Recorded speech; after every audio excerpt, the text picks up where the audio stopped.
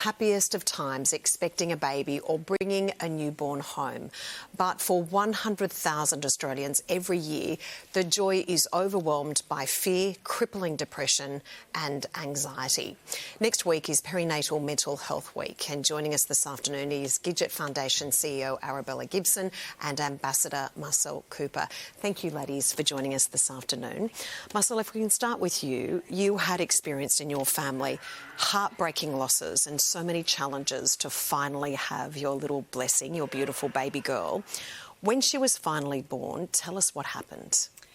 The first 3 months were joyful. They were bliss. She was an amazing baby. But around the 3-month mark, I came tumbling down like a brick wall. For what was meant to be the happiest time in my life, I was full of fear and a dread so deep in my bones I could barely eat. I couldn't sleep. I was second-guessing every decision I would make, convinced that I would disadvantage her in some way. There were a lot of tears and a lot of numbness. And I look back at that first year and I just feel so robbed.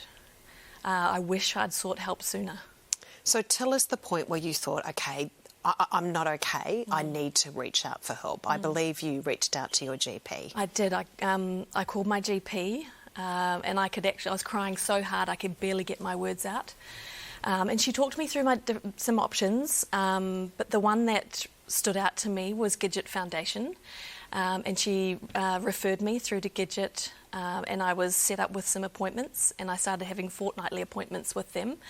And that was a real changing, a turning point in my life. I looked forward to those appointments. They gave me micro goals to work towards. It was never overwhelming. It was very self-paced, and it saved my life. And what would your message be for so many new mums out there? Because there is so much shame and guilt. We think we fail. But what would your message be for mums? Because you're doing a great job and it's just that you need some help. Yeah. I think asking for help is the hardest and the bravest step to make. It takes courage, but once you do, the wheels of change will be set in motion, and you deserve it. Your baby deserves it, your family deserves it. So ask for help soon. Absolutely. For you, Arabella, the Gidget Foundation does such extraordinary work, not only in cities across the country, but in regional areas. Tell us the difference the foundation can make. Yeah, absolutely. Well, Gidget began through great tragedy 25 years ago with the loss of a beautiful girl whose nickname was Gidget, and her family and friends came together and they decided that what had happened to their Gidget, they didn't want to happen to anyone else ever again. And so it is a bittersweet legacy because today we offer services right across the country. We have over 50% of our Gidget houses are in regional areas in New South Wales. And we offer 10 free clinical psychological sessions to mums and dads in need. So really we would suggest that people reach out to their GP and seek help. And where can people find out more about the foundation? They can go to our website or their GP, who can provide a referral with a mental health treatment plan.